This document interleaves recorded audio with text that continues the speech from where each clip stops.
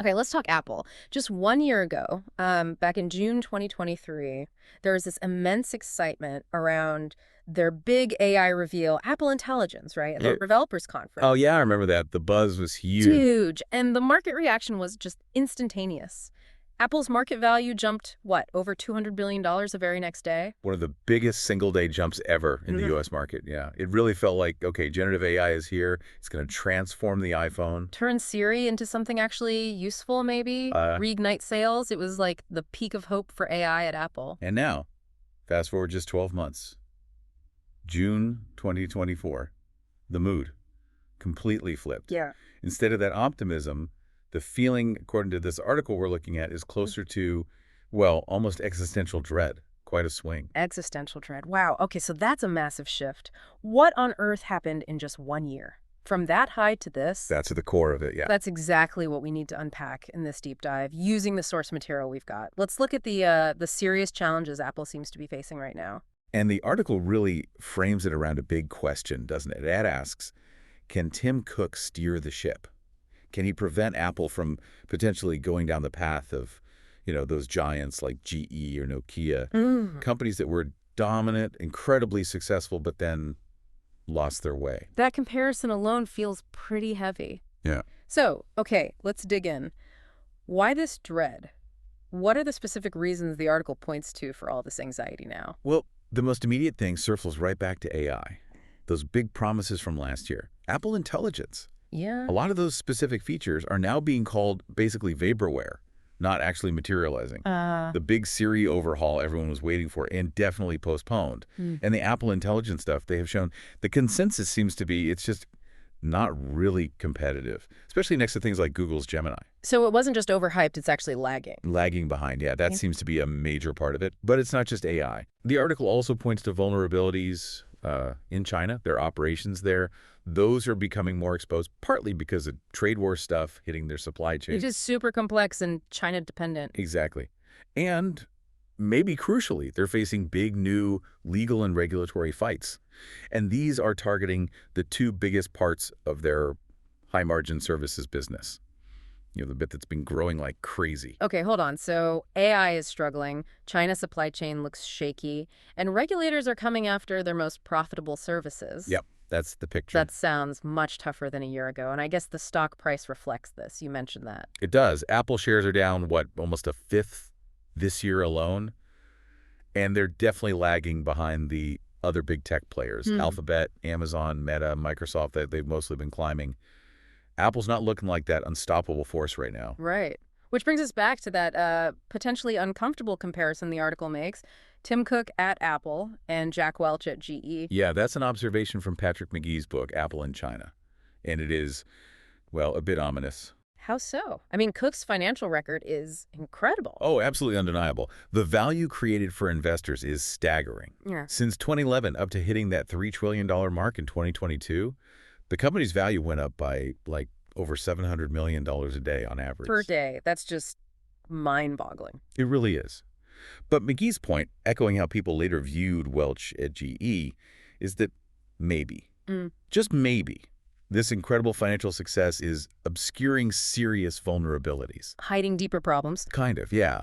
The idea is that if you only look at the amazing quarterly numbers, the stock price, you might miss underlying strategic or structural issues that are now starting to bubble up, like what eventually happened to GE. And the timing of this discussion is interesting too, right? Because Apple's big Worldwide Developers Conference, WWDC, is starting June 9th. Exactly. And the expectation, especially with some reports of executive shuffles, is that this WWDC might be more back to basics. Meaning? Focusing on the usual software updates, iOS, macOS, rather than some revolutionary new AI strategy or, groundbreaking hardware reveal. Which leads right into that core debate the source brings up. What does Apple actually need now? Is it another game-changing piece of hardware, a new form factor, or can they just keep tweaking things, incrementally? Well, a lot of people argue, and the article definitely highlights this, that Apple's defining moments, its greatest moments, were the Mac, the iPod, the iPhone. Right. Inventing or reinventing whole categories. Exactly. Pioneering something totally new. The argument is they need that kind of big hardware innovation again. Create a new market, dominate an existing one completely. Precisely. And AI is seen as maybe the next big pivot point, like those hardware shifts were. Okay. I mean, Eddie Q, Apple's services chief, actually said something pretty striking recently. He suggested AI could make the iPhone irrelevant in 10 years. Wow, an Apple exec saying that out loud. Yeah, that really tells you how potentially existential this feels, even inside the company. Okay, so they see AI as a pivot. But the article seems to suggest their actual pace on AI-related hardware is maybe slow compared to others. It does seem that way. You look around, you've got Meta, Google pushing hard on AI smart glasses. Chinese companies like Xiaomi, Baidu are in that space too. And then there's that huge, $6.4 billion deal between OpenAI and Jony Ive's design firm? Jony Ive, Apple's former design guru. Right. And their goal is specifically to build a new AI device. So all this activity elsewhere really highlights what some people see as Apple's lack of AI innovation, or at least urgency, on the hardware front. And Apple's near-term hardware plan, according to the source, it's described as dogged incrementalism. The main example given is the foldable iPhone expected next year, which, okay, it's new for Apple, but... But Samsung, Motorola, others have been doing foldables for years now? Exactly. It's following a path already blazed by competitors, not really forging a new one. So is there any positive spin on the hardware side? Anything that could be like an ace in the sleeve? Well, Richard Windsor, a tech analyst mentioned in the piece, offers one possibility. He points to the Vision Pro headset. Ah, the super expensive headset. Right. He calls it an expensive flop so far in terms of sales, but he thinks it might be an insurance policy. How so? Because developing it forced Apple to build deep expertise in headgear, displays, spatial computing, all the stuff you'd need for advanced smart glasses down the line. Okay, I see. So if smart glasses really take off as the next big thing, that Vision Pro experience, even if the product itself wasn't a hit, could let Apple shift quickly. It could help them avoid doing a Nokia, missing the next big platform shift entirely. That makes sense. The R&D isn't wasted if it prepares them for the next platform, even if the first attempt didn't fly off shelves. Exactly. And this whole challenging period, it might also force Apple into some serious soul-searching, as the article puts it, rethinking some core beliefs. Like what? They're shibboleths, the article calls them. Specifically, that intense focus on user privacy and the famous high walls of their walled garden ecosystem. Interesting, because privacy has always seemed like Apple's big advantage, a key differentiator. But the source says it might actually be a drawback now, in the age of AI. Yeah, Ben Thompson, the analyst, makes that point pretty strongly.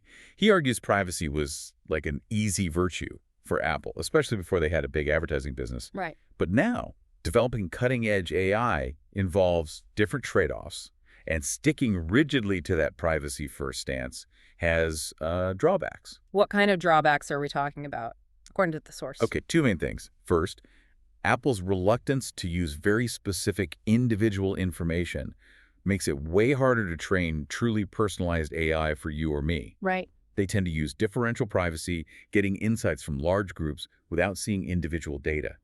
But rivals, especially Google or Meta with all their search and social data, have access to just years and years of rich, granular data on what we do. That's a huge advantage for training AI. Okay, so less personalized data is one issue. What's the second? The second drawback is that the privacy focus pushed Apple towards AI that runs on the device. Which sounds good for privacy. It does. But the most powerful AI models, the big chatbots like ChatGPT, they've advanced much faster running in the cloud using massive computing power and bigger models. Ah. And that difference helps explain why Apple eventually had to cut a deal with OpenAI, right? To offer an opt-in to ChatGPT for some Apple Intelligence features. They kind of needed powerful cloud AI that their own on-device privacy-first approach hadn't quite delivered yet. So things that were strengths before, like on-device processing and strict privacy, suddenly become potential hurdles when you're trying to build the best AI. If Apple does want to catch up faster, what are their options, according to the source? Well, one idea floated is just buying a cloud-based LLM builder. Acquire the tech. Makes sense. But the article notes it's probably quite late for that now.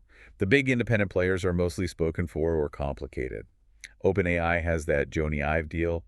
Anthropic is tight with Amazon. Others might be too small to move the needle for Apple, or they're based in China, which is tricky. So buying their way in looks tough.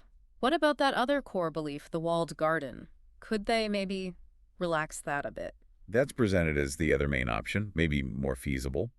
Apple could decide to open up its system more, partner with a variety of third-party LLMs. Like other companies are doing. Yeah, the article mentions Motorola Lenovo letting users pick different AI models. Apple could do something similar. It could potentially fix the Siri problem much faster by plugging in better third-party brains. And give people a new reason to upgrade their phones. Exactly. A renewed reason, knowing they'd get access to all sorts of cutting-edge AI. But it would be a pretty major philosophical shift for Apple, wouldn't it? Letting other AIs run deep inside iOS. Definitely feels like a different Apple. So given Tim Cook's history, his leadership style, what does the source suggest is the most likely path forward? What are they probably going to do? The general view seems to be Tim Cook will do nothing radical. His whole tenure has been described by one analyst, Craig Moffat, as the steady ascendancy of process over product. Process over product, meaning? Meaning incredible operational efficiency, supply chain mastery, financial execution, metronomic reliability, as the article puts it, but not necessarily the big, bold, risky strategic pivots like you saw under Steve Jobs. Right. Steady hand on the tiller. Pretty much. Plus, the practicalities are tough, like swiftly extricating Apple from China, given how deeply embedded their supply chain is there. That's just incredibly difficult. So the prediction is more careful management of the existing empire, rather than a sudden dramatic change, of course. That seems to be the consensus view discussed. But, and this is a big but, the article really warns against getting too comfortable with that. It says that this is no time for complacency. Why not? Because, quoting here, nothing turns investors off quicker than a profit shock. And that's where the threats to Apple's services business become so critical. Back to services. Yeah, because services have been the absolute brightest spot financially under Cook. They've propped up the numbers while iPhone sales have kind of plateaued if that engine sputters. That's where the real pain could come from. Okay, so what are these specific threats to services again? The big ones. Two major ones highlighted, both stemming from legal or regulatory pressure. First, that huge payment Google makes to Apple. Right, the search default deal. Exactly. Google's facing a massive antitrust case in the U.S., and the judge in that case could order them to stop making those payments to Apple, or at least change the terms significantly. And how much money are we talking about there? It's enormous. The estimate is around $20 billion a year, billion with a B. Wow. That's for being the default search on Safari, combining exclusivity fees and revenue sharing. One analyst, David Vogt at UBS, reckons just banning the exclusivity part could slice $10 billion off Google's revenue. It gives you a sense of the scale. So a $10, $20 billion hit to Apple's bottom line is potentially on the table. Potentially, yeah. Vogt mentions he's getting calls every day from investors trying to figure out what this means. Google says they'll appeal any negative ruling, of course, but the risk is definitely there. Okay, $20 billion is a massive chunk. Services revenue last year was, what, around $96 billion total, so that's significant. What's the second big threat? The second threat hits the App Store commissions. Yeah. This is under fire from multiple angles. The EU's Digital Markets Act is forcing more openness, and there's the ongoing Epic Games antitrust fight here in the U.S. Right, the 30% cut, or 15% for smaller devs. Exactly. Bank of America estimates Apple makes something like $31 billion a year in high-margin revenue, just from those commissions. Another huge number. Huge. And the risk is that regulators or courts could force Apple to slash those rates, or, crucially, make it much easier for developers to bypass the App Store payment system entirely, to steer customers away, as the article puts it. Letting developers link out to their own websites for payment, that kind of thing. Right. And if that happens widely, it could really clobber, to use the article's word, this incredibly lucrative cash cow. Wow, okay, so between the Google payments and the App Store commissions, you're potentially looking at tens of billions of dollars in high-margin services revenue under threat from regulatory or legal action. Correct. Hitting the two main pillars of their services growth. That definitely adds some serious weight to that Nokia parallel, doesn't it? External forces hitting what seemed like a secure, super profitable part of the business. It really does. Services have been the financial cushion, the ballast, while the iPhone business matured. If that ballast gets significantly lighter, it could really expose those underlying vulnerabilities. The article hints at the ones maybe hidden by years of incredible profit growth. So let's try and pull this all together then. Apple seems to be facing some pretty significant challenges right now. You've got the AI struggles not really keeping pace. You've got supply chain risks simmering in China. And now these major regulatory and legal threats that could hit their biggest profit driver, services, really hard. Yeah, these aren't just small bumps in the road. They feel like substantial pressures coming from different directions all at once.